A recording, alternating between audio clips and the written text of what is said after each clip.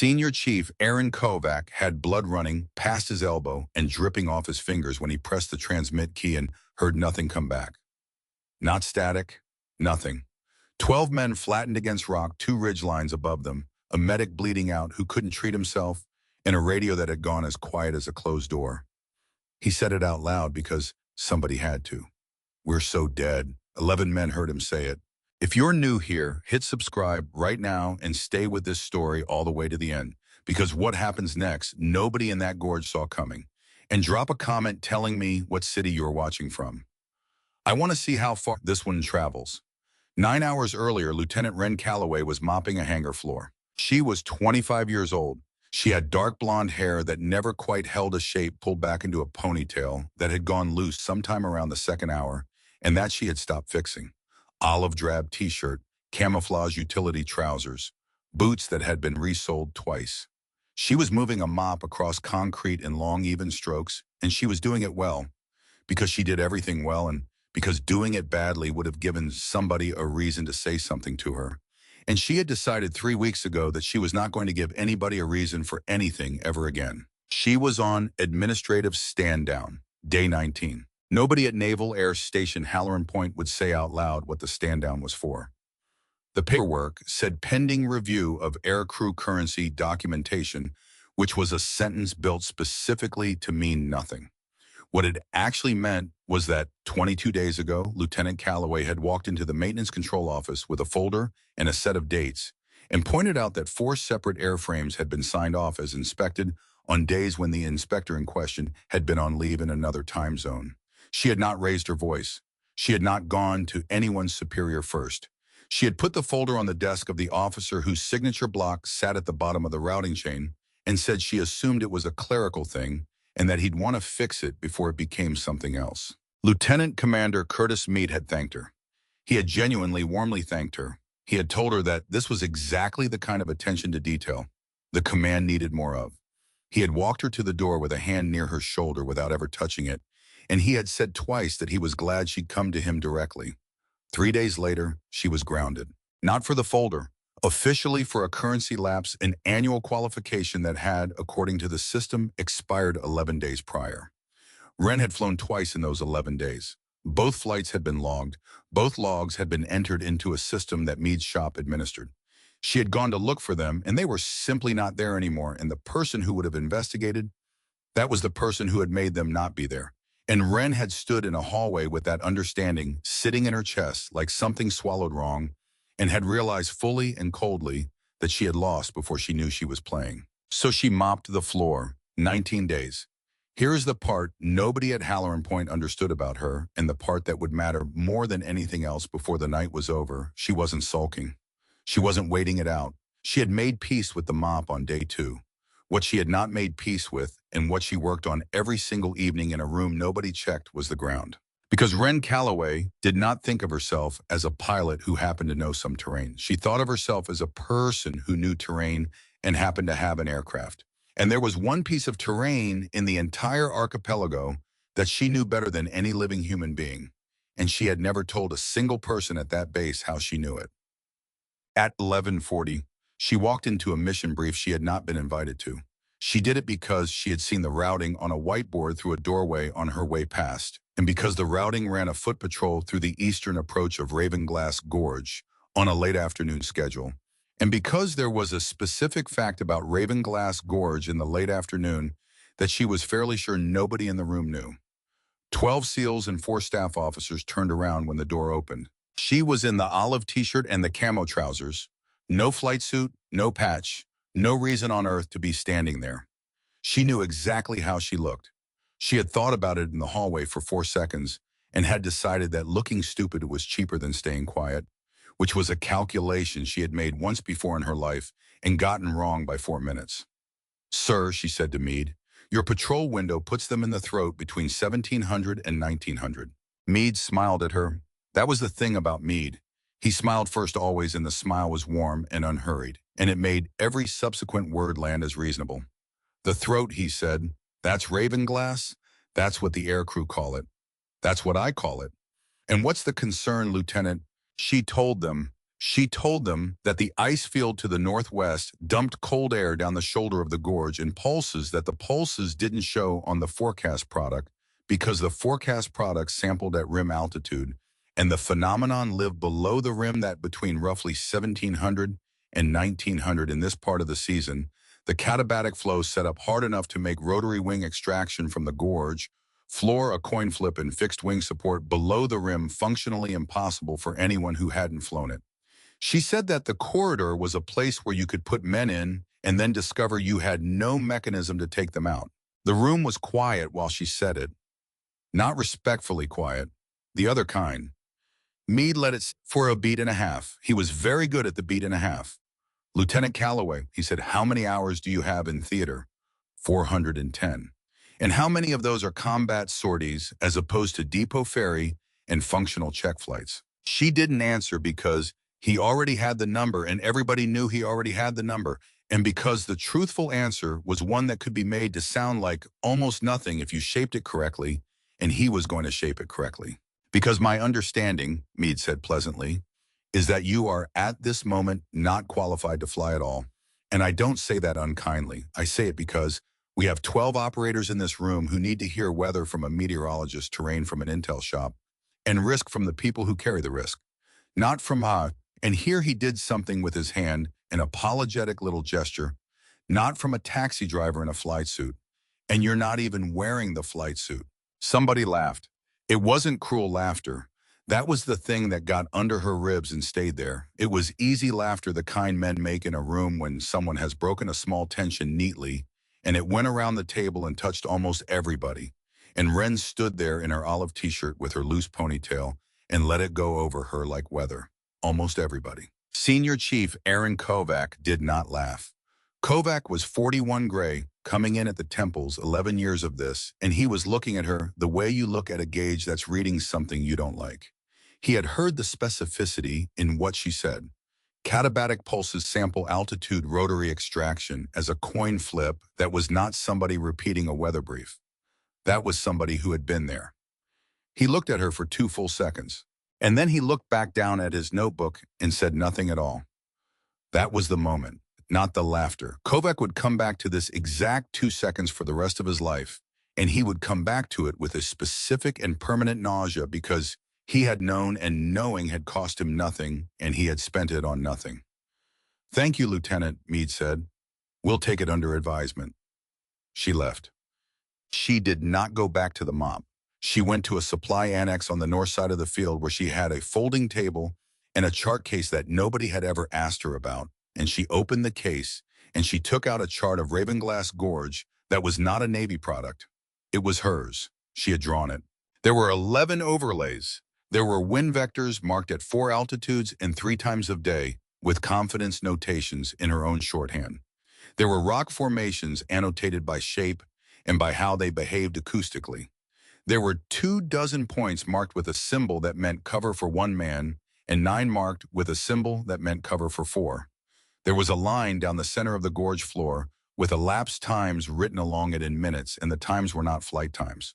They were walking times. She sat with the chart for a while, and she did what she had done every day for 19 days, which was to add to it.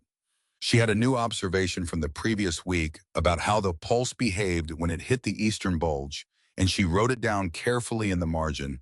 And while she was writing it, her hand was steady and her chest was not. Because Meade had been wrong about her in a way that was funny and right about her in a way that was not. Not from the people who carry the risk. She was not going to think about that. She had a rule about not thinking about that. She thought about it anyway. She always did eventually, and it always arrived the same way, not as a memory, but as a number. 4 minutes. 2 years ago, in a different place with a different call sign, Wren Calloway had been 4 minutes late.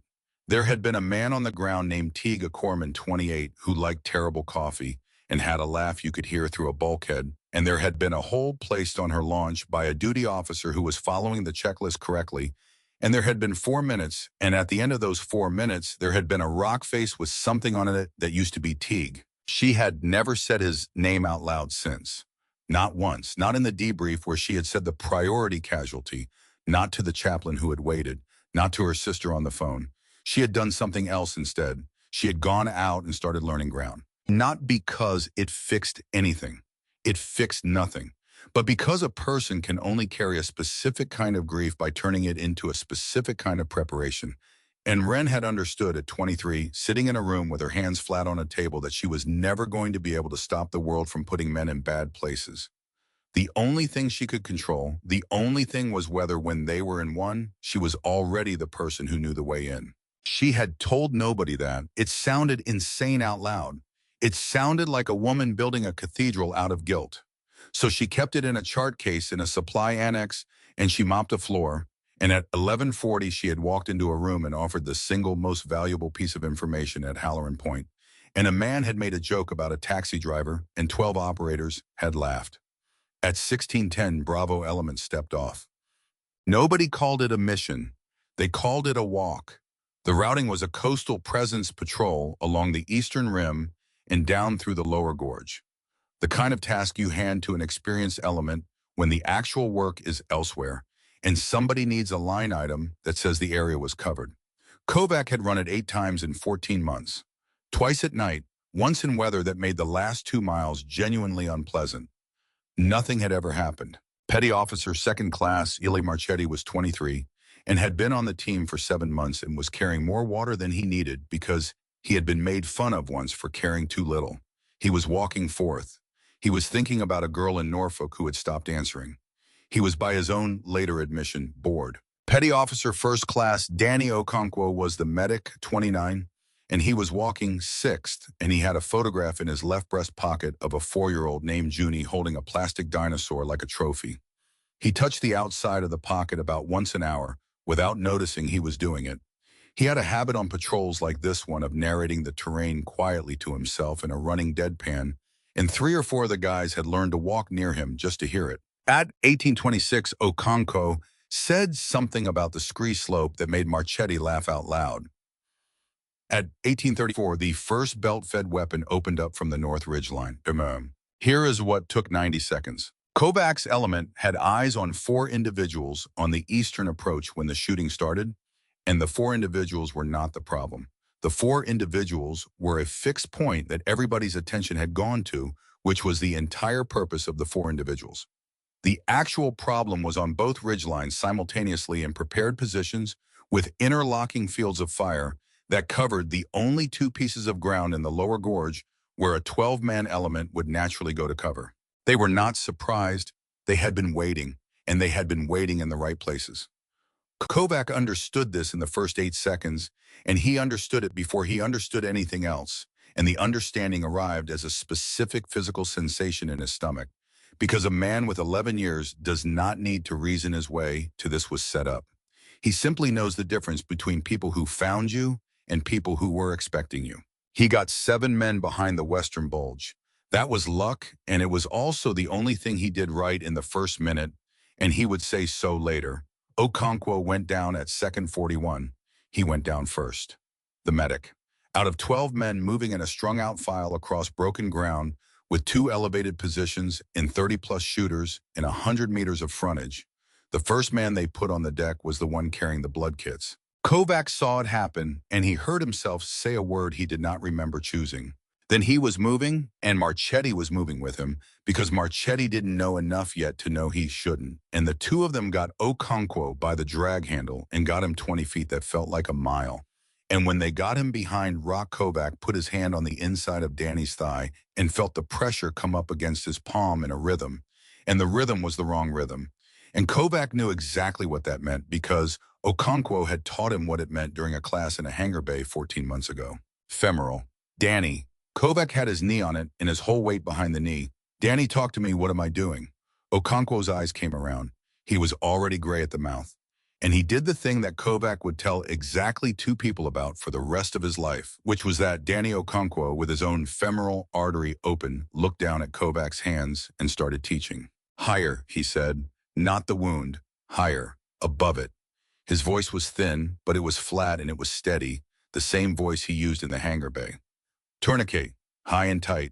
You're going to think it's too high. Go higher than that. Windlass until you can't turn it, then 1 more. Danny, 1 more turn, senior, then you leave. Then you go do your job. Kovac did it. He got the tourniquet on, and he turned the windlass until the plastic creaked, and then he turned it one more time, and Okonkwo made a sound that Marchetti heard from 4 feet away and did not forget, and then Okonkwo said, "Good," and closed his eyes. At second 88, Kovac keyed his radio and called it in as a full ambush priority casualty, 2 elevated positions requesting immediate close air support and casualty evacuation. At second 90, the shooting rate on the North Ridge changed, got slower, more deliberate, more economical, and Kovac's stomach dropped a second time. They were conserving. People who conserve ammunition are people who intend to be there a while. Back at Halloran Point, the call came into operations at 1836, and the room did what rooms do. The duty officer pulled the grid. The watch team started the call out. Somebody put the weather product on the big screen, and somebody else put up the alert roster, and within 4 minutes, the operations floor had assembled a complete and accurate picture of a problem it could not solve. The nearest authorized fixed-wing asset was 52 minutes out at best speed, and that was before routing around the front that was already stacking against the ice field. Rotary assets could stage at the rim in 26, but could not descend into the gorge in the current wind regime without an unacceptable probability of losing an aircraft with a crew of 4 plus whoever they were carrying. Nothing on the ramp at Halloran Point was armed, fueled, and released. Nothing except one aircraft that was technically impounded and one pilot who was technically not a pilot. Nobody said that out loud in the first 10 minutes. Nobody thought of it because the aircraft was on the maintenance line with a red tag on the boarding ladder, and the pilot was somewhere on the base with a mop. Captain Edward Hartigan, the air boss, arrived at 1841. 58 years old, a career built brick by brick out of doing things in the right order. He looked at the timeline on the screen for a long moment and asked the only question worth asking, which was how long the element on the ground had. The answer came back from the medical officer as a range, and the range was 6 to 9 minutes for the priority casualty and indeterminate for everybody else, with the word indeterminate doing an enormous amount of work. And Lieutenant Commander Curtis Meade, who had come in at 1839, who had been the first staff officer on the floor, who had his sleeves rolled and a headset on, and who looked to every single person in that room like a man rising to a moment, began calmly and reasonably, and with real apparent pain in his voice, to explain why nothing could be sent. He was very good. He talked about the wind regime. He talked about the loss of a second aircraft compounding the problem. He talked about the responsibility they had to the air crew as well as the ground element. He used the phrase, "I want to send something more than anyone in this room," and he sounded like he meant it. And at 1847, he said to Hartigan directly that in his professional assessment, there was no responsible option, and that he was prepared to put that in writing. I was stalling. He was stalling in the most defensible way a human being has ever stalled, by being right about every individual fact while being catastrophically wrong about the whole, and there was exactly one person on that base who would ever figure out why. She was standing in a doorway on the far side of the operations floor with a mop bucket beside her because she had been swabbing the passage outside when the call-out went out, and she had heard the grid reference and she had stopped moving. Ravenglass. Wren stood in that doorway for 4.5 minutes and did not move a muscle. And in those 4.5 minutes, she listened to 15 people build with total professionalism and complete good faith an airtight case for letting 12 men die.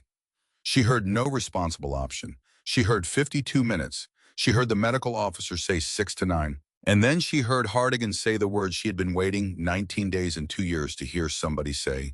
And he said it quietly, the way men say things they hate. Then it's impossible. Tell them we're working it and keep telling them.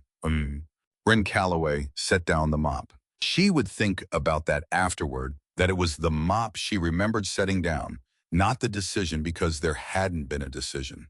There was no moment where she weighed anything. She had been ready for this for 2 years. She had been ready in a way that had nothing to do with courage and everything to do with the fact that she had already run this exact scenario in her head several hundred times in a supply annex with a chart on a folding table.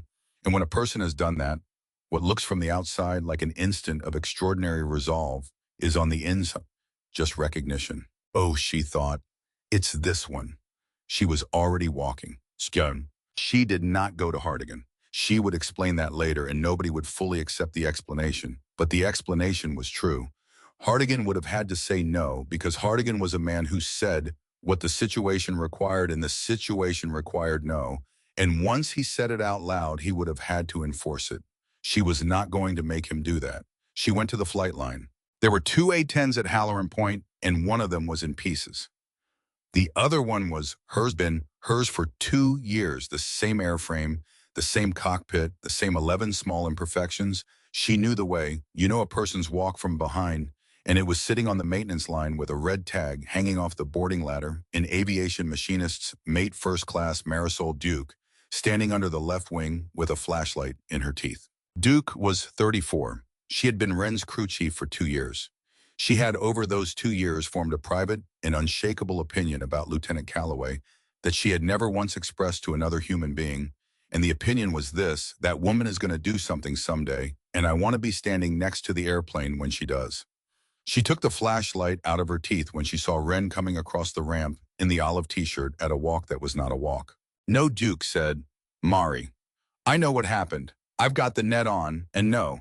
Duke put her hand flat on the boarding ladder, which was considered honestly the least effective barricade in aviation history. Because you're grounded, and because that red tag is a real tag, and because I'm not going to be the one who... What's the tag for Duke stopped? What's the tag for Mari? There was a pause of maybe 2 seconds, and in it, Duke did the arithmetic that everybody in this story was going to have to do eventually at their own pace in their own way. Left engine thermal sensor, she said. Intermittent. It's been intermittent for 11 days, and it reads hot on spool up about 1 time in 6, and then it comes right. Failure rate on that sensor model. You already know it. Say it anyway. 92% it's the sensor, Duke said. 8% it's the engine. Wren put her hand on the ladder just below Duke's. 8% doesn't change what I have to do, she said. It changes what happens to me while I'm doing it. And that was it. That was the entire conversation. Duke stood there for 1 more second with her hand on the rung, and then she took it off and she walked around to the nose and started pulling chocks.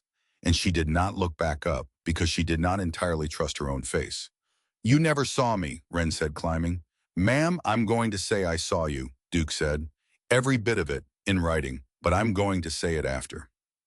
She ran the start sequence from memory with her hands moving faster than her attention, which was a thing you could only do with an airframe you had lived in, and the engines came up and the left one spooled clean. 1 time in 6, she thought. Not this time, thank you. Tower came on before she'd even asked because Tower could see her on the ramp with a red tag on the ladder and her canopy coming down. Aircraft on the maintenance line. This is Halloran Tower. You are not say your call sign. Tower Storm 01 requesting immediate taxi and departure runway 08 emergency support of Bravo element in Ravenglass. Storm 01 negative. You are not on the flying schedule. There is no mission for that aircraft tonight, and I am showing that airframe on a maintenance hold. Shut down and remain in position. She looked at the clock. The medical officer had said 6 to 9 minutes at 1841. It was 1853. That number was already gone. That number had been gone before she reached the ramp. There was no version of this where she got there in time by the arithmetic that had been read out on the operations floor, which meant that either Okonkwo was already dead or somebody on the ground had done something the medical officer's model didn't account for, and Wren had spent enough years around men like Kovac to know which way to bet. Tower, she said, and her voice did not go up and did not harden. It just arrived very clearly the way a line arrives when somebody draws it on purpose. In about 11 minutes, the pulse sets up in that gorge, and after that, nothing goes in below the rim until morning. I am the only person at this command who has ever been down in the throat. I'm asking once. Storm 01 I cannot authorize. Then don't. She released the brakes. No. Down in the gorge at 1854.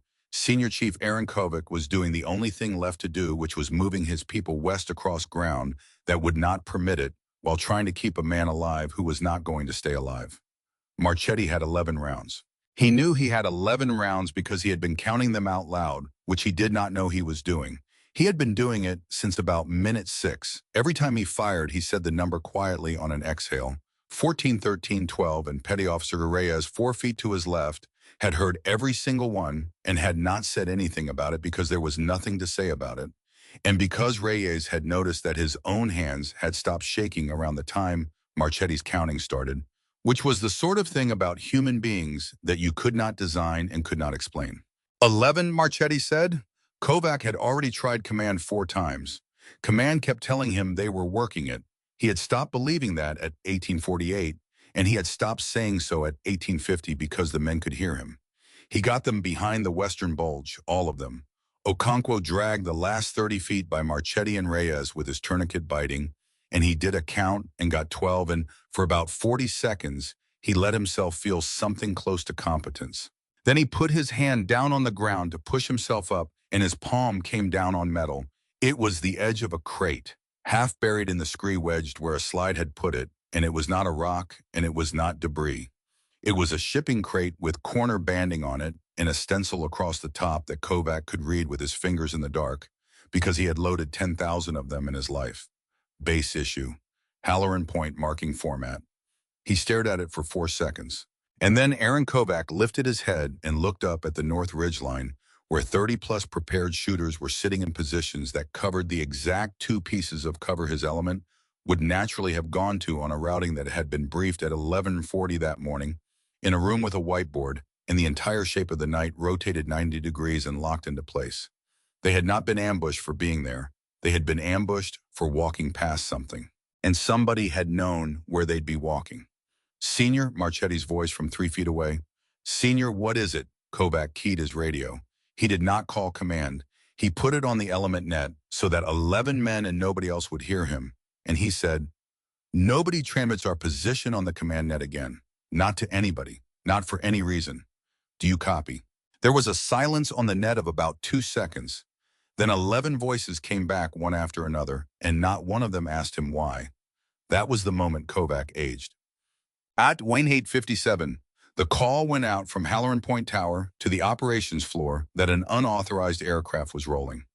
At 1858, Captain Hartigan said a word that 3 watchstanders had never heard him say. 8 Wing Team 58 and Change Lieutenant Commander Curtis Meade turned toward the ramp windows with his headset in his hand, and for one single unguarded second before the concern came back onto his face before he said, "Who the hell is that?" before he became again the most reasonable man in the room. Meade's expression did something that Captain Hartigan happened to be looking directly at and did not understand for another 2 days. He looked frightened. Not the way a man looks when an aircraft launches into a storm. The way a man looks when something he has already priced out starts moving in a direction he did not price. And in the gorge, Marchetti heard it first. He heard it before it was anything he could name, a low pressure under the wind that arrived through the rock and up through his boots rather than through his ears. And he said, "Do you hear that?" And Reyes said, "Hear what?" And then 8 seconds later, every man behind the western bulge heard it at once and knew exactly what it was. Kovac put his hand flat on Okonkwo's chest to feel it rise. It rose, barely, but it rose. And then his radio came alive on a frequency nobody had authorized with a voice on it that was so level, so entirely unhurried, that it took him a full second to understand that what he was hearing was a live human being and not a recording. "Bravo 7 Storm 01, I have your grid, I have your problem, and I'm 3 minutes out. Get everyone flat faces down, hands over your ears, and Senior Chief, when I come through, do not look up." Kovac keyed his mic. His hand was shaking so badly he missed the button twice. "Storm 01, be advised, the throat is closed, the winds are—" "I know what the winds do in there," she said. "I walked it." She did not go to Ren Calloway with it. That was the hardest thing Marisol Duke did that night, and she did it on purpose because she had been in the Navy for 14 years, and she understood one thing about evidence with total clarity. The moment a restricted officer facing 4 charges touches a document, that document becomes a story about a restricted officer facing 4 charges. So at 0411, Duke printed everything, put it in a folder, walked across the base with it under her arm, and knocked on the door of Captain Edward Hartigan's quarters.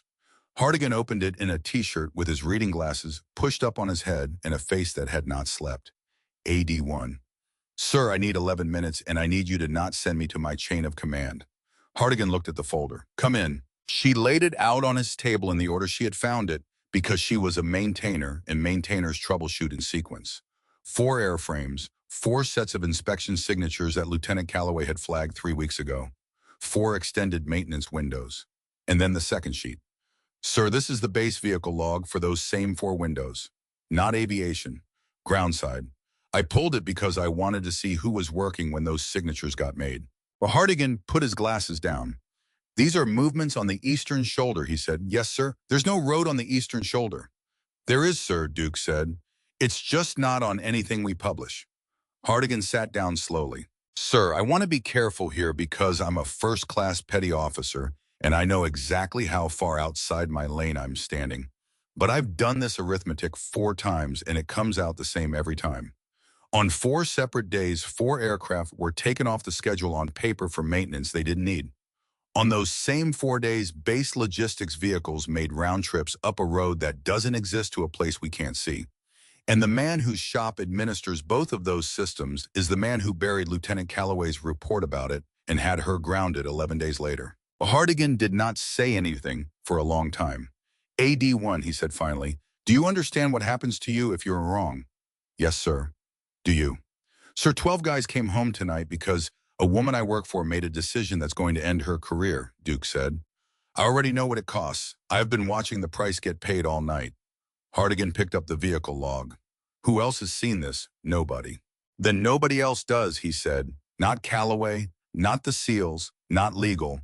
You go back to your shop and you fix airplanes and you say nothing to anyone. And if anybody asks why you were pulling ledgers, you tell them the truth, which is that your maintenance officer told you to. Duke blinked. Sir, my maintenance officer didn't. He will have, Hartigan said, by 0600. 80730. The disciplinary board convened because the machine does not stop for anybody.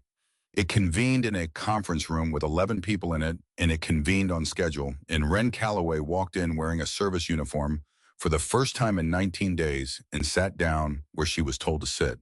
Lieutenant Commander Curtis Meade was in the second row. He had not slept either, and it showed on him the way it shows on a certain kind of man, not as exhaustion but as a slight extra polish, a little more attention to the shave and the collar.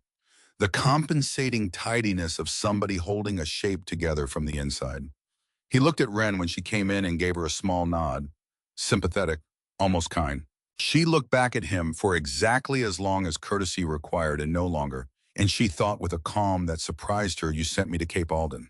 The charges were read: unauthorized operation of a naval aircraft, operation of an aircraft under maintenance hold, failure to obey a lawful order, 4 specifications, hazarding an aircraft. Lieutenant Calloway, the board president, said, do you contest any of the factual allegations? No, sir. None of them. No, sir. Every one of them happened. I did all of it. There was a small stir in the room because people expected defense and she had just refused to build one. Do you offer any explanation? Yes, sir.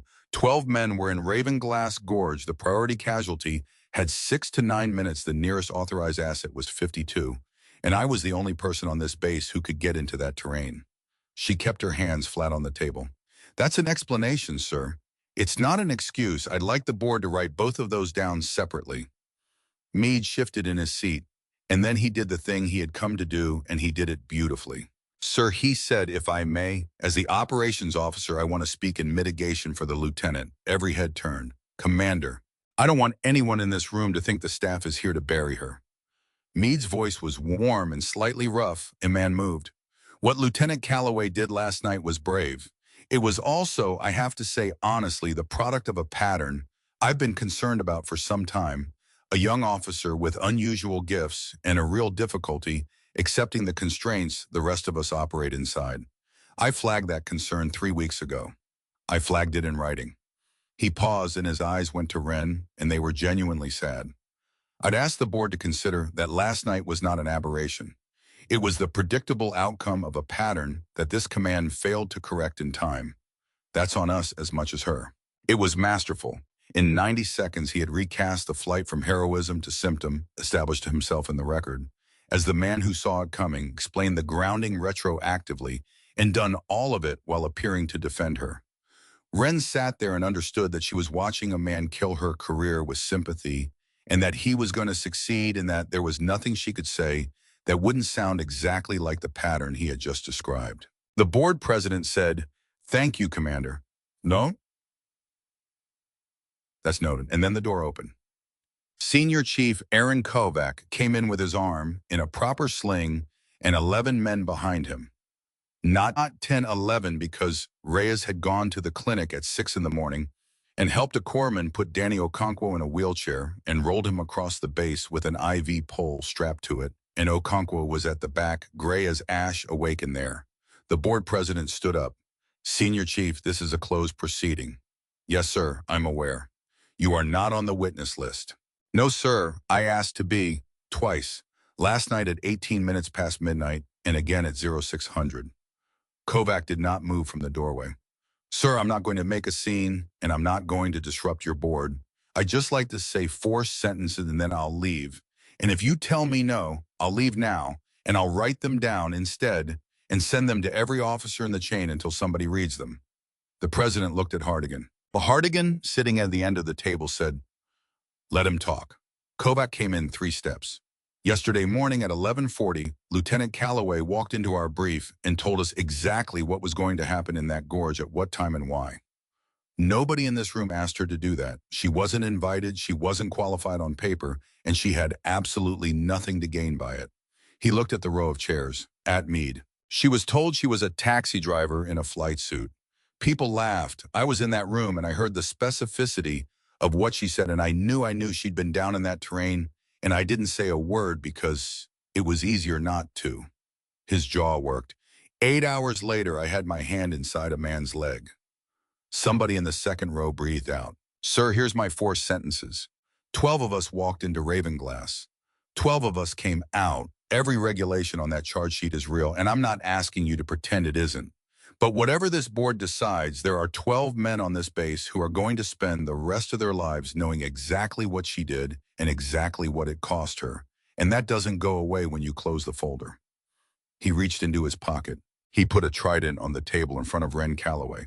Not his own, an older one worn smooth, the kind a man carries for a specific reason he doesn't discuss. "I know that's not how it works," Kovac said. "I'm saying it anyway." He turned around and walked out, and 11 men went with him. And the last one out was Reyes pushing a wheelchair with Danny Okonkwo in it, and Okonkwo raised 2 fingers off the armrest as he passed Ren Calloway, and that was all he had the strength for, and it was enough. The room was very quiet. Ren looked at the trident on the table and did not touch it, and the board president was drawing a breath to speak when the door opened for a second time. Rear Admiral Margaret Ostrander was 61 years old and had arrived at 0340 on an aircraft nobody had been told to expect, and she had spent the intervening 5 hours reading. She did not sit down. "Take your seats," she said. "Captain Hartigan, is this board recorded?" "Yes, ma'am." "Good, keep it recording." She put a folder on the table. It was thin, and it had a cover sheet on it that 2 people in that room recognized and went slightly still. "Before this board goes any further," Ostrander said, "there's a factual defect in the record that I'm going to correct, and I want to be very clear that I'm correcting it because it's wrong, not because I have an opinion about the outcome." She looked at the board president. "Commander, you have Lieutenant Calloway's service record in front of you." "Yes, ma'am." "Read me her assignment history for the 26 months prior to her arrival at this command." The president looked down. Then he looked up. "Ma'am, there's a gap. It's coded. I don't have access to know." Ostrander said, "You don't." She opened the folder. "Lieutenant Ren Calloway is a qualified Naval Special Warfare Special Reconnaissance operator. She completed the pipeline at 22. She spent 26 months conducting ground reconnaissance in this theater before transferring into a joint close air support exchange program that this command was informed of by message traffic that I have now confirmed was received by the operations shop and never distributed." Nothing moved in that room. In the spring of the year before last, Lieutenant Calloway spent 11 consecutive nights on the floor of Ravenglass Gorge, conducting a terrain and pattern of life survey, alone on foot. She produced a product that is still the only human survey of that gorge that exists in the Department of the Navy, and I read all 61 pages of it between 0400 and 0700 this morning. She closed the folder. That is why she knew what the wind would do. Not because she'd flown it, because she'd stood in it with an instrument in her hand for 11 nights and written down what it did 81 times. Curtis Meade had gone the color of paper. Ren Calloway sat very still with her hands flat on the table and felt something in the room reorganize itself around her, and the feeling was not triumph. It was closer to grief, because she had kept it in a chart case in a supply annex for 2 years, And the reason she had kept it there was that it belonged to Teague, and now it was going to belong to a board. Ma'am, the president said, and his voice was not entirely under control, the charge sheet. The charge sheet stands, Ostrander said. Every specification on it is accurate, and every one of them stays in her record permanently. I'm not here to erase anything. I'm here to make sure that when this institution writes down what happened, it writes down all of it. She looked at Wren for the first time. Lieutenant, you have been sitting in a room for 40 minutes letting people build a narrative about an impulsive young officer, and you had a 61-page rebuttal in your own service jacket the entire time. Why didn't you say anything? Wren stood up because that seemed correct. Ma'am, the survey wasn't the point, she said. The point was that 12 guys were in a hole. If I'd have had to stand up and read my resume to get an airplane, they'd have died while I was reading it. She paused. And ma'am, respectfully, I shouldn't have needed a resume. That's the actual failure in this room. Everything I said in that brief yesterday morning was true, regardless of who said it. Ostrander held her eyes for a moment.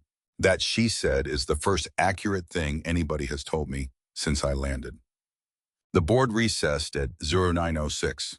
It never reconvened. At 0910, Captain Hartigan asked Rear Admiral Ostrander for 11 minutes in a smaller room, and he brought a folder that a first-class petty officer had carried across a dark base at 0411, and he laid it out in the order she had laid it out for him. 4 airframes, 4 falsified maintenance windows, 4 sets of vehicle movements on a road that did not exist on any published product. Ma'am Hartigan said, I've spent 34 years believing that procedure exists because the alternative kills people. I still believe that. But I have to say this out loud because if I don't say it, I'll be saying it to myself for the rest of my life. He put his hand flat on the folder. Somebody used my procedures. Somebody took the exact system I've protected my entire career and turned it into a schedule. 4 days with no air coverage over that shoulder requested through the right channels, signed by the right people, logged correctly. Every single step of it defensible in isolation. Ostrander read for a while. And the report that would have caught it, she said, was submitted 3 weeks ago. By Calloway, to Meade. Yes, ma'am. And 11 days later, her flight logs were deleted out of a system Meade's shop administers, and she was grounded on a currency lapse. Yes, ma'am. Ostrander set the folder down. Captain, she said, in about 2 hours, I'm going to have to decide whether this is a criminal referral or a national level problem. Before I do that, I want you to tell me something, and I want you to tell me as a man and not as an air boss. She looked at him. If Ostrander had never landed, if that folder had never crossed your table, what would you have done to that lieutenant this morning? Hartigan did not flinch and did not soften it.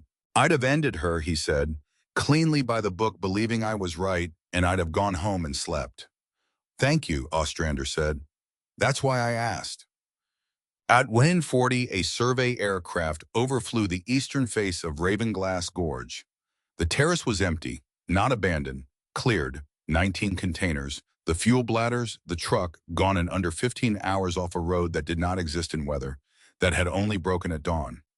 Wren Calloway was in Hartigan's office when the imagery came in, and she looked at it for about 4 seconds and felt her stomach drop out.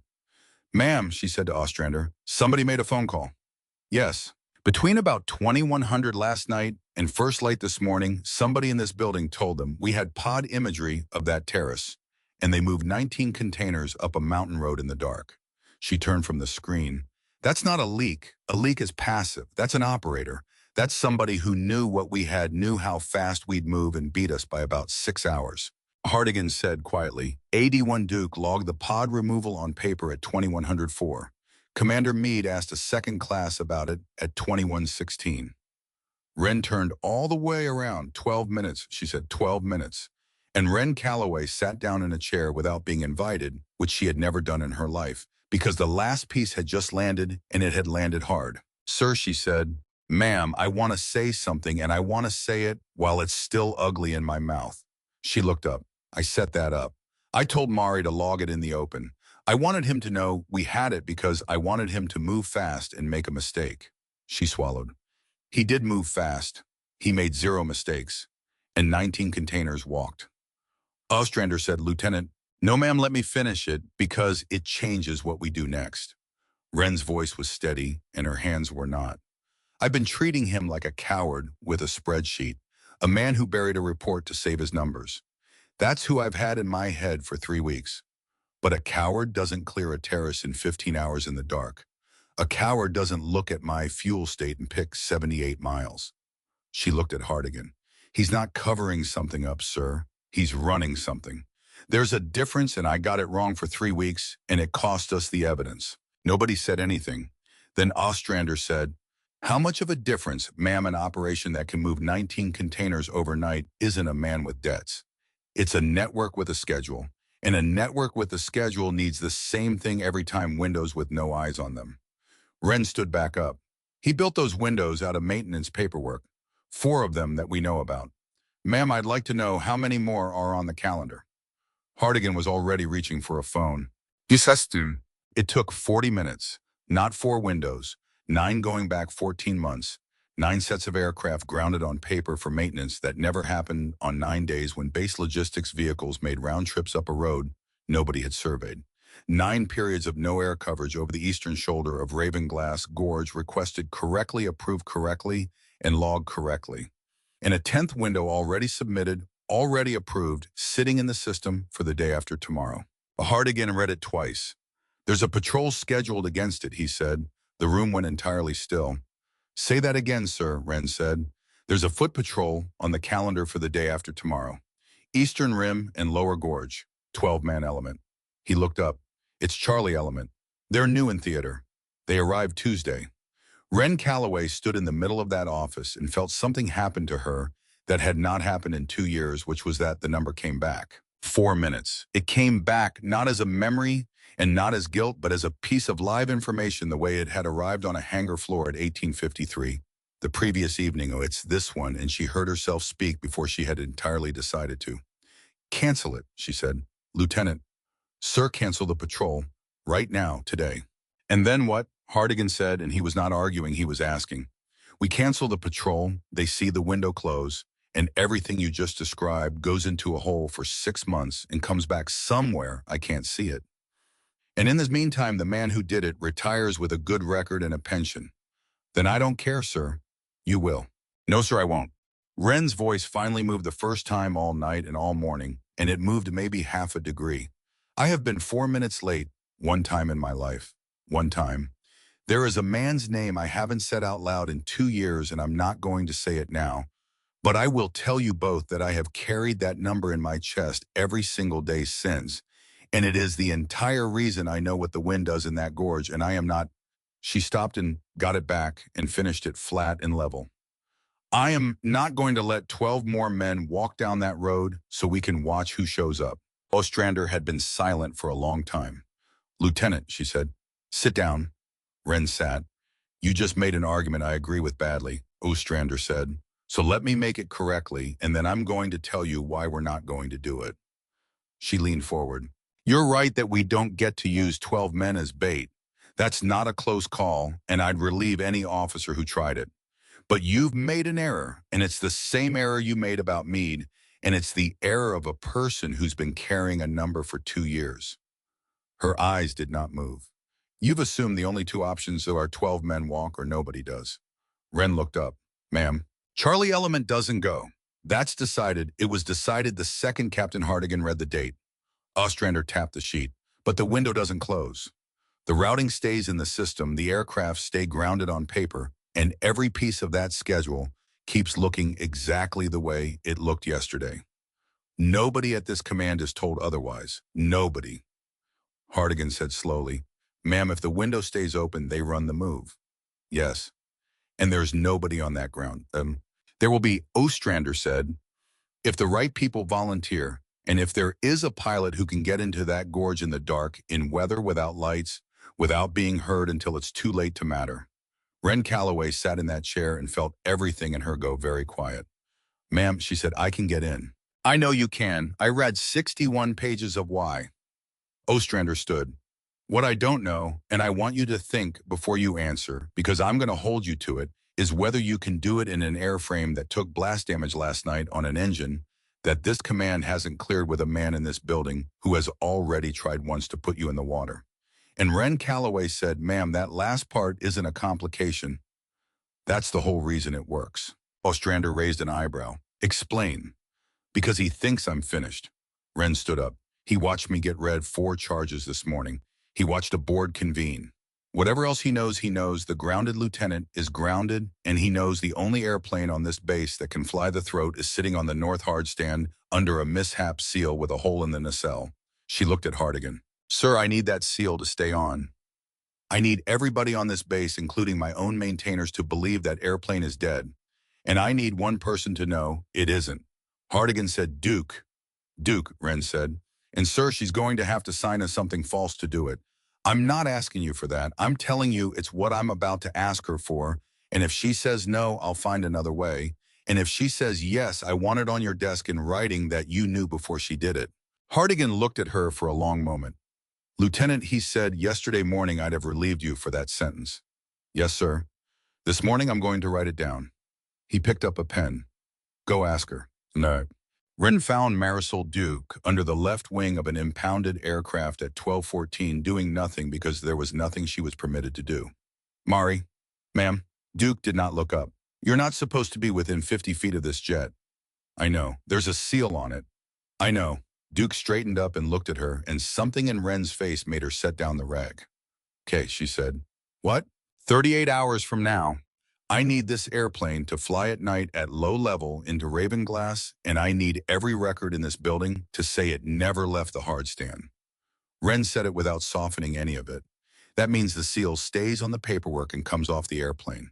That means you sign a status board that isn't true. That means if this goes wrong, you don't get to be the maintainer who did the right thing. You get to be the maintainer who falsified a mishap seal, and every good thing you've done in 14 years gets read in that light. Duke stood there. Ma'am, she said, is there another way? Yes, 3 of them. All of them take longer than 38 hours. And in 38 hours, a window opens over that shoulder that somebody built out of your maintenance system, Wren said. 9 times before this, every one of them, there was nobody watching. This time there's going to be somebody watching. Duke looked up at the airplane. Then she said the thing that Wren Calloway would carry with her longer than the trident on the table, longer than the 61 pages, longer than any of it. Ma'am, 3 weeks ago, you walked into a maintenance office with a folder and told a commander that 4 of my airframes had been signed off by a man who was on leave. Duke picked the rag back up. You did that knowing it might land on me. And it did land on me. I got interviewed twice. I got looked at sideways for a month. And not one time did you come to me and ask me to make it easier for you. She wiped her hands. I've been fixing your airplane for 2 years, she said. Tell me what time you want the chocks pulled. 38 hours is not a long time to rebuild an airplane, and it is an even shorter time to rebuild a man's understanding of himself. And both of those things happened at Halloran Point over the next day and a half. Duke did the airplane in the open, which was the only way to do it. She kept the mishap seal on the paperwork, and she kept the aircraft on the status board as down, and then she pulled the nacelle panel in broad daylight with 2 of her own people and told anybody who asked that she was documenting damage for the investigation, which was true. She documented every bit of it. She also replaced a hydraulic line, reseated a bleed valve, ran a compressor wash, and swapped the thermal sensor that had spent 11 days telling a lie one time in 6. At 19:30, on the second day, she ran the left engine for 11 minutes with the aircraft chained down and a fire bottle beside her and her own hand on the temperature readout, and it stayed exactly where it should have stayed, and Marisol Duke put her forehead against the fuselage for about 2 seconds and then went and washed her face. Kovac did the ground side. That took 4 hours of arguing, and it was Ostrander he argued with, not Hardigan, because Ostrander was the one who had said the sentence, if the right people volunteer, and Kovac had decided to hold her to every word of it. Ma'am, you're not putting Charlie Element down there. No. And you're not sending my guys either, because half of them are on quarters and one of them's got a repaired femoral. Correct. Then who's walking that terrace? I was rather hoping, Ostrander said, that you were about to volunteer 4 men and yourself. Ma'am, I've got 1 arm. You've got 1 arm in 11 years, and the only element in this theater that has actually been shot at from those ridge lines, Ostrander said. I'm not asking you to fast rope. I'm asking you to be the man on the ground who knows what the ground did to him. Kovac stood there. Then he said, "Ma'am, permission to say something that's going to sound like I'm negotiating." "Go." "I want Marchetti." Ostrander looked at him. "He's 23, ma'am. He's got 7 months on the team, and 2 nights ago he counted his rounds out loud from 14 down to 11 and didn't know he was doing it." Kovac's voice was flat. "If I leave him behind on this one, he's going to spend the next 30 years wondering whether anybody thought he was worth bringing. I'm not doing that to him. He carried Danny 30 feet. He's coming. Does he want to come?" "Ma'am," Kovac said, "he's been standing outside this building for an hour and a half waiting to be asked." Eli Marchetti was asked at 21:40 and said yes before the sentence finished, and then went and sat down in a passageway by himself for 10 minutes with his hands on his knees, which Kovac saw and did not interrupt. Danny Okonkwo found out at 2200 because Reyes told him, and Okonkwo made 3 separate attempts to get out of a hospital bed on a leg that had been opened 48 hours earlier before a corpsman half his size put a hand on his chest and told him to knock it off.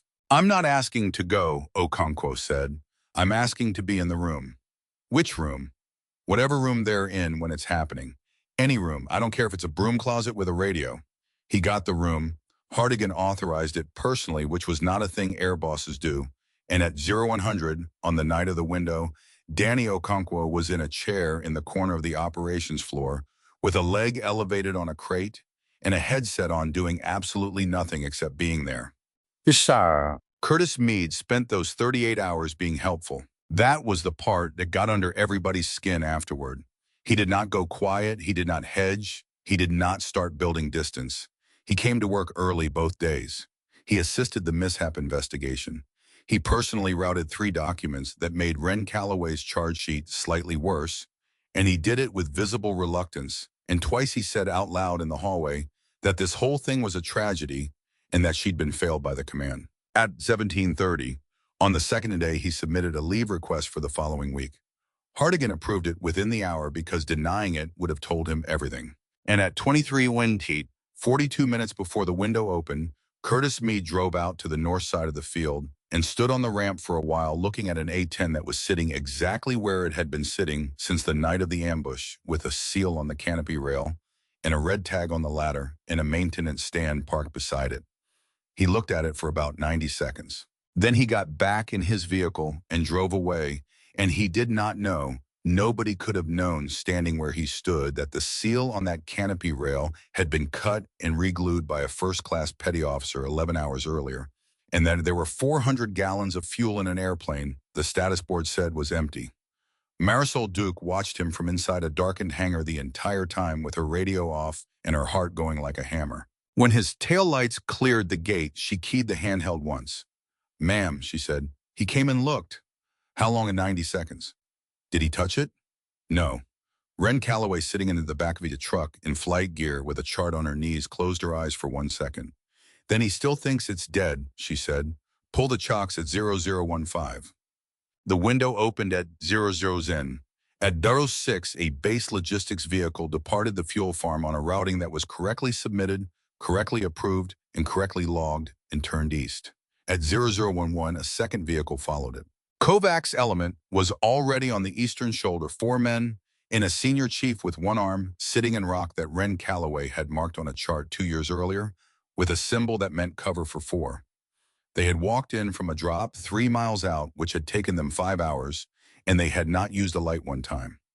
At 0050, Marisol Duke pulled the chocks on an aircraft that officially did not exist in the dark, with the ramp lights off, and stood back and did not wave. 80022, Ren Calloway took off from Halloran Point with no clearance for the second time in 3 days, and this time everybody who mattered knew. Storm 01 airborne. Ostrander on the operations floor said, "Copy Storm 01. And Danny Okonkwo, in a chair in the corner with his leg on a crate, said nothing at all and did not take his eyes off the speaker. The thing nobody had planned for went wrong at 0041. Kovac's voice came up quiet and fast on the element net, and Ren heard it 11 miles out. "Storm 01 Bravo. We've got a problem. There's a third vehicle. It came up behind the other 2 6 minutes back, no lights. Copy third vehicle. It's not a truck, it's a passenger vehicle, and it's ours." A pause. "Ma'am, that's a staff sedan." Wren's hands did not move on the controls. Bravo, say again the last. There is a base staff sedan on the Eastern Service Road at 041, and it just parked on the terrace and one individual got out. And on the operations floor, Captain Edward Hartigan turned around very slowly and said to a room of 11 people, "Where is Commander Meade?" Nobody answered. I asked where he is. The duty officer was already typing. Sir, he badged out of the main gate at 2340. In what? Sir, in a government vehicle. He signed one out at 2331. The duty officer looked up and his face was doing something. Sir, he signed it out for a fuel farm inspection. Hartigan put both hands on the back of a chair. He's not running, he said. He's not on a plane out of here next week with a bag. He's on that terrace right now in person at 1 in the morning doing the load himself. Sir, why would he? Because he's short a truck, Ostrander said, and everyone turned. 19 containers came off that terrace in 15 hours 2 nights ago, in the dark and the weather. That's not a thing you do cleanly. He lost capacity doing it. Tonight he's got 2 vehicles where he needs 3, and there's a window that closes at 0400, and the only person left he can trust to drive the third one is himself. She looked at the speaker on the wall. He's not being reckless, she said. He's being cornered. Storm 01, did you copy all that? Storm 01 copies. Lieutenant, listen to me carefully. There is now a United States naval officer on that objective. If this goes loud, that changes everything about what we're doing and what it means onward. Do you understand me? Rajamashtam. And Ren Calloway said, Ma'am, with respect, it changes nothing about tonight. There's a man on that terrace loading a truck, and there's 12 guys on a calendar for the next window and the one after that. I'm going in. Storm 01. Ma'am, you can order me off. I'll come off. But you have to say it now because in 90 seconds I'm in the throat and I'm not going to be able to hear you. There was a silence on the operations floor of about 3 seconds that 11 people would remember for the rest of their careers. Storm 01, Ostrander said, you are cleared and hot. She went into Ravenglass Gorge for the 3rd time in her life at 0044 in the dark with no lights at 400 feet and 240 knots. The pulse was there. It was always there. She took the second bend with left rudder and forward pressure and came out of the bulge, level and low. And she did not think about it at all this time. And that was the strangest part, that the thing which had once cost her 4 days of study and 11 nights on a gorge floor now happened somewhere below the level of her attention, the way you go down a staircase in your own house in the dark. She came up the gorge instead of across it. That was the piece of it. Nobody at Halloran Point would have thought of, and it was the piece that came off 11 nights of walking. She came up the floor below the terrace from the mouth, which meant that the sound of her arrived at the terrace from directly beneath and behind off rock, at the exact angle where the gorge's own acoustics turned an A10 into something that could not be located until it was already there. She had written that down 2 years ago. Page 41. The first thing anybody on that terrace knew was that the world came apart underneath them. She did not shoot the vehicles. She shot the road. 2 bursts, 4 seconds total in the Eastern Service Road, the one that did not exist on any published product. The one that a man had used 9 times in 14 months stopped being a road for about 80 meters below the terrace and about 110 above it. Then she was past and climbing out and calling it. Bravo Storm 01. Road's gone, both ends. Nobody's driving off that terrace tonight. And Kovac from 300 meters away in the rocks with 4 men and 1 working, arm said Storm 01 Bravo moving, and stood up. It took 11 minutes. There were 6 individuals on that terrace, and 4 of them put their hands out immediately because 4 of them were laborers who had been paid in cash and had absolutely no interest in dying for a container of anything. One of them ran for the north end of the terrace where the road used to be and stopped when he reached the place where the road used to be. The 6th one did not do anything at all. Curtis Meade was standing beside the open door of a government sedan with a manifest in his hand when Aaron Kovac came up over the lip of the terrace with a rifle in his one good arm and 4 men behind him. He did not run. He did not reach for anything. He stood there and he looked at Kovac and he did something that Kovac said afterward was the single worst thing he had ever watched a human being do. He put on the smile. Senior Chief, he said, thank God. This is an unsecured site we need to. Sir, I came out here because the vehicle log showed movement on a route that shouldn't have. Sir, Kovac's voice did not rise. You've got a manifest in your hand. Meade looked down at it, and for about a second and a half the shape came off him. It came off all at once the way it does, and what was underneath was a 44-year-old man on a rock ledge at 1 in the morning who had run out of rooms to be reasonable in. You don't understand what this is, he said. No, sir, I don't. It's containers, Senior Chief. It's not, nobody was ever supposed to. He stopped. He started again and his voice went up. I moved a schedule. That's what I did. I moved 4 maintenance windows on a piece of paper, and no one was ever supposed to be near that gorge. And then some idiot at the staff put a patrol on a route I didn't build, and I tried. You tried, Kovac said. I told them it was covered. I told them the eastern approach was covered. Meade's hands were open now. I didn't know they'd be there. I didn't. You knew at 11:40 in the morning, Kovac said. A lieutenant walked into that room and told you exactly where we'd be and exactly what would happen, and you looked her in the face and you called her a taxi driver, and 8 hours later I had my hand inside Danny Okonkwo's leg. Meade said Aaron, and Aaron Kovac said the only thing he said above a conversational volume that entire night. Don't, he let it hang. Sir, he said when he had it back, you're going to put the manifest on the hood and you're going to put your hands on the hood next to it, and you're going to do it right now because there are 4 men behind me who carried a stretcher out of this gorge 2 nights ago, and I would rather they didn't have to look at you any longer than necessary. Curtis Meade put the manifest on the hood. 19 containers had walked 2 nights earlier. 22 did not walk that night, along with a manifest 2 vehicles, a government sedan, and 6 individuals, 4 of whom talked before sunrise. The road was gone at both ends, which meant everything on that terrace stayed on that terrace until a lift crew came for it at first light, which meant a chain of custody, so clean that a prosecutor 3 months later described it in open court as the tidiest evidence recovery he had seen in 19 years. Ren Calloway landed at Halloran Point at 01:56 with fuel to spare on 2 engines that both ran cool, and this time the tower answered on the first call. Storm 01 Halloran Tower cleared to land runway 08 wind 260 at 9. A pause, and then Petty Officer Adam Voss, who had 2 nights earlier told a senior officer no, into a live recorder added entirely against procedure. Welcome back, ma'am. She taxied to the North Hard stand and shut down. Marisol Duque was standing under the wing before the canopy was fully up, and she had a rag in her hands that she was not using and had not used the entire time the aircraft was gone. Ma'am. She ran cool, Ren said. I know she ran cool. I know exactly how cool she ran. I've been sitting on the readout for. Duke stopped, and her mouth went sideways, and she said, Ma'am, permission to go be a person somewhere for 5 minutes. Granted. Duque went and was a person behind a maintenance stand for about 4 minutes, and Ren Calloway stood under the wing of an aircraft. She was not authorized to fly and let her, and did not follow, and did not say anything about it afterward ever. Here is what it can because it costs something, and any story that says otherwise is lying to you.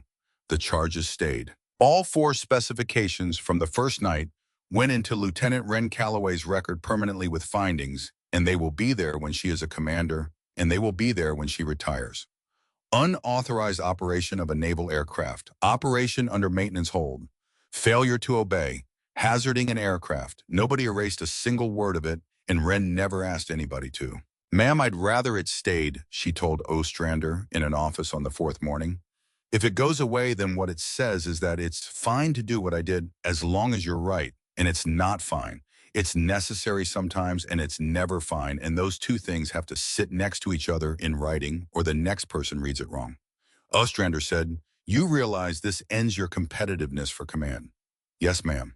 You realize you will never receive a public decoration for any of this because the classification level on that terrace means none of it exists. Yes, ma'am. You realize that the 12 men who know what you did are the only 12 people who will ever know. And Ren Calloway said, Ma'am, 12 was always the number. That's the whole number. That's all I was ever doing. The second night, the terrace, the road, the man on the ledge never appeared in any record at all. Officially, that aircraft did not fly. Officially, Marisol Duque's status board was accurate. Ostrander looked at that problem for a long time and then buried it under a classification that meant it would be reviewed by nobody for 50 years. and she wrote a private memorandum for the file that said in one sentence that the decision was hers and that no enlisted maintainer had exercised any judgment for which she should ever be accountable. Duke never saw that memo. Hartigan told her about it 4 years later at a retirement, and Marisol Duke had to leave the room. Curtis Meade pleaded out 11 months later. The number that came up in the sentencing memorandum, the thing everyone wants at the end. The why turned out to be $416,000 accumulated over 3 years. Most of it, not even his, a brother-in-law's business. A guarantee he'd signed at a kitchen table in 2019 because it seemed like a small thing to do for family. He had told himself and he told the court that no one was ever supposed to be near that gorge. Aaron Kovac attended one day of the proceedings and left at the lunch recess and did not come back. Danny Okonkwo walked out of the Halloran Point Medical Facility 11 weeks later on a cane with a leg he kept and a limp. He would not lose. There was no ceremony. Nobody organized it. Everybody came anyway, which is the only way anything real ever gets organized. Kovac with his arm out of the sling and not yet right, Marchetti in a t-shirt. Reyes, the rest of Bravo Duke, and a corpsman who had held a hand on his chest at 2200 and told him to knock it off. His wife was there. Junie was 4 and did not understand any of it and understood the important part completely, which is a thing 4-year-olds are better at than adults. Ren Calloway came without telling anyone and stood at the back. Okonkwo saw her over the top of about 9 people and stopped walking. "You came," he said. "I wanted to see you walk out." He looked down at the cane. Then he did something faintly ridiculous and entirely sincere. He held it out to the side off the ground and stood on his own repaired leg for about 4 seconds. "There," he said. "Now you've seen it." Junie looked up at the woman in the olive t-shirt with the dark blonde ponytail and asked the question children ask. "Who are you?" Okonkwo put his hand on his daughter's head. "That's the one who came," he said. Junie thought about it with total seriousness. "Did you come in an airplane?" Ren crouched down. "I did." "Was it scary?" "A little," Ren said, "but I knew the way." Junie nodded satisfied because that made sense to her, the way true things make sense to children before they learn to complicate them. And then she went off to look at a dog. Okonkwo looked at Ren over the top of everybody. "A little," he said, "maybe more than a little." He laughed and it came out of him, unguarded and surprised. And behind him, Kovac and Marchetti looked at each other and neither of them said one single word. The program was stood up 6 months later, under a classification that kept its name out of every public document.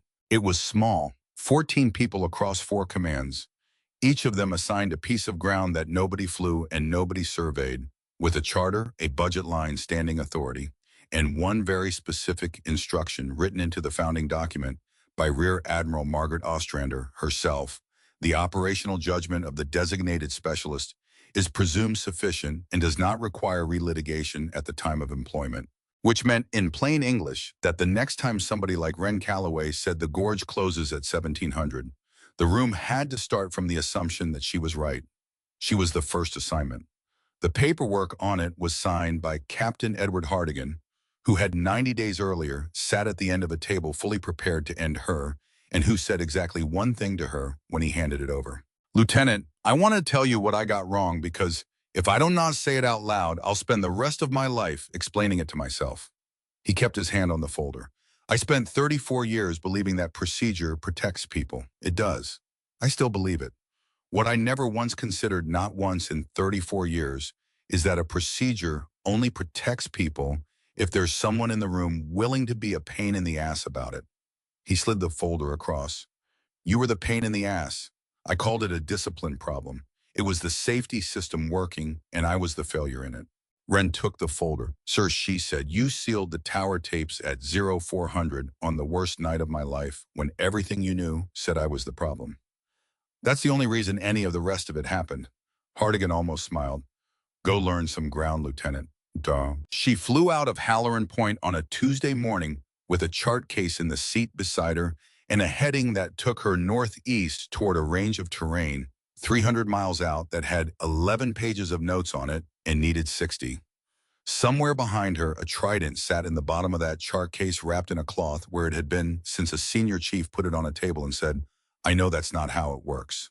And somewhere much further back than that, 2 years in a lifetime, there was a man named Teague whose name Wren Calloway had not said out loud since the day she was 4 minutes late.